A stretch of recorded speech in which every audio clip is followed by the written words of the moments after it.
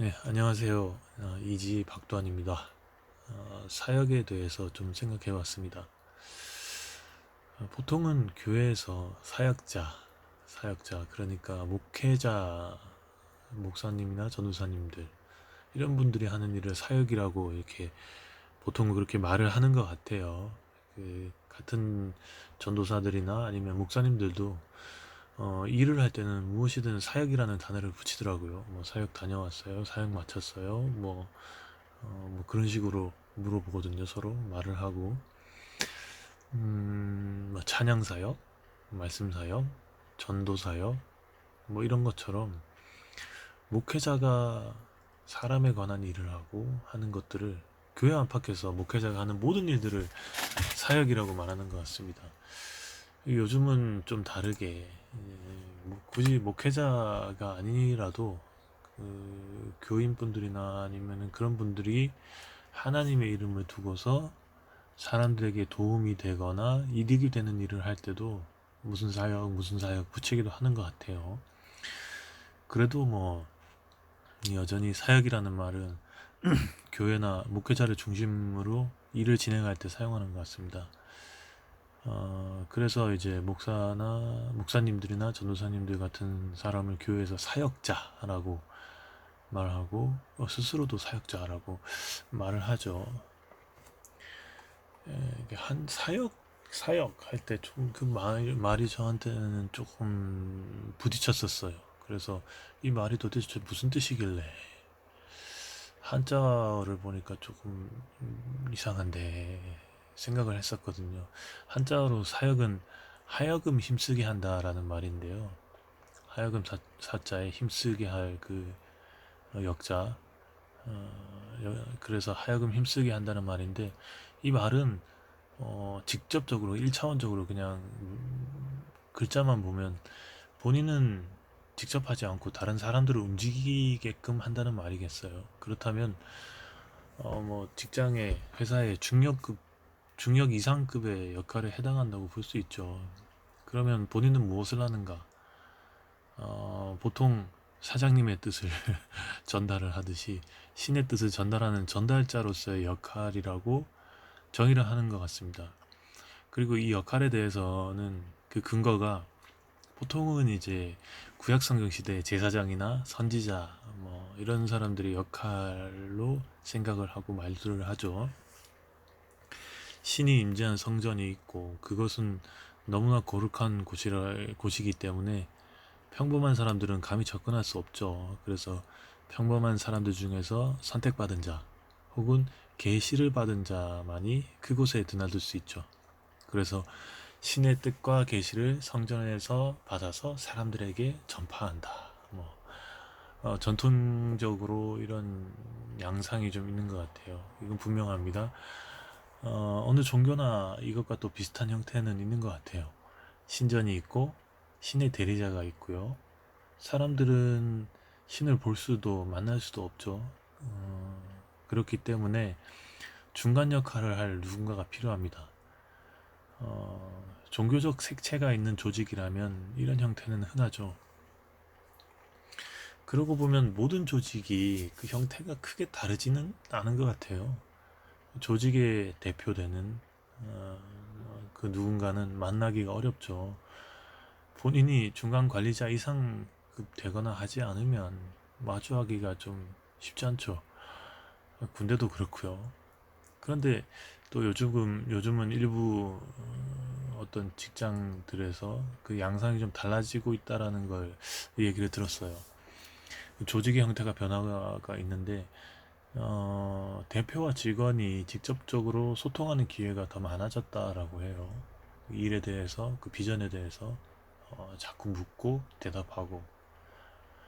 그런데 또 좋은 그런 흐름이긴 하지만 그렇지만 만약에 그 규모가 커지거나 일이 많아지거나 한다면 또 변수는 생길 거예요. 예전처럼 돌아갈 수도 있고. 여튼 교회 사역과 사역자라는 개념은 아마도 조직이 있고 형태가 있어가지고 대표와 직원들 중간에 소통하는 누군가가 필요한데 그게 사역자 역할이라는 거죠.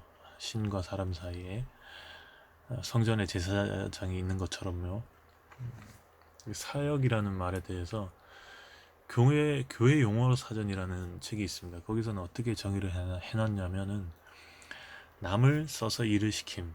성경에서는 노예 혹은 종에게 부과되는 강제 노역 또는 하나님의 거룩한 일, 그리고 말씀을 전하고 가르치는 일, 또 주님을 위한 봉사, 뭐 이런 것들을 가리킨다라고 해요. 이런 걸 보면은 사역이라는 그 말 속에는 교회들이 전통적으로 해오던 방식의 형식도 있는 것 같아요.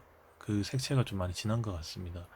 소위 사역자는 신의 계시를 전달을 하고 교인들은 거기에 따른 진행되는 일에 몸을 담습니다. 계시를 전달하는 것도 사역이고 교인들이 봉사하는 것도 또 사역이 되겠죠. 근데 보통은 아직까지도 사역자, 그 목회자라고 하면은 보통은 이제 목사, 전도사 요거를 많이 떠올리는 것 같아요. 그런데 한 가지 걸리는 게 예수님은 우리가 각자 성전이라고 했죠. 이 말은 하나님이 우리와 직접적으로 소통한다는 말이 되죠. 음, 소통의 방식은 성령이라고 하고 그렇다면 중간에는 어떤 사람이 필요하지는 않다는 말이 됩니다. 하나님의 그 삼위일체 하나님이라는 그 개념에서 성령 하나님이 직접 임하신다. 그렇다면 교회가 성전이라는 말도 조금 더 나아가면은 예수의 시대에서 흘러나왔다기보다는 거슬러 올라갔다라는 데 더 가까울 것 같고요. 교회의 조직은 좀 부정적으로 보이는 것도 사실입니다. 그래서 요즘은 건물로 된 그런 교회가 아니라 그냥 있는 우리가 그대로의 우리가 교회라는 것을 좀 많이들 말을 하는 것 같아요. 극단적으로는 건물로 된 교회는 해체해야 된다라고 하는 말도 있고, 또 사역자나 목회자의 역할에 대해서 고민도 있는 것 같아요. 왜냐하면은 말씀을 전한다는 거, 또 주님을 위해 봉사한다는 거, 이거는 점점 누구든지 할 수 있다. 또 누구든지 편하게 어디서든 접할 수 있다. 굳이 교회 가지 않아도. 그런 것 때문에 그런 것 같아요.